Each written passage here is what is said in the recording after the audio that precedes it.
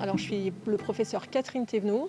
Je suis donc professeure en psychologie du développement cognitif à l'Université de Lausanne en Suisse.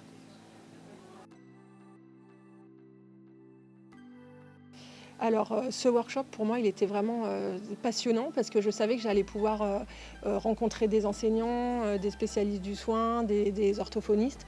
Et donc, je savais qu'on allait pouvoir avoir une interaction, que justement, enfin, moi, je me nourris beaucoup de la pratique de toute cette collection de personnes qui sont sur le terrain, alors que moi, je suis plutôt dans le laboratoire. Donc, ces discussions-là, elles sont toujours extrêmement enrichissantes. Et bien entendu, j'espérais aussi pouvoir leur apporter certains éléments qui allaient leur permettre, peut-être pas de changer leur pratique, mais de changer leur représentation des choses.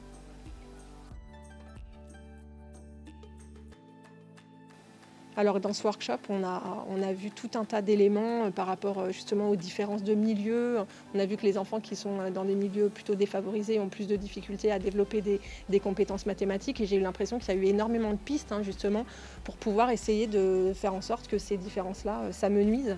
Et donc je pense que c'est vraiment la force de ça. J'ai l'impression que ça se retrouvait dans chacune des présentations, certaines pistes pour que les enfants les plus démunis arrivent à rattraper le niveau des autres. En tout cas, c'est peut-être un peu idéaliste, mais j'ai l'impression qu'on a tous eu envie d'œuvrer dans ce sens-là.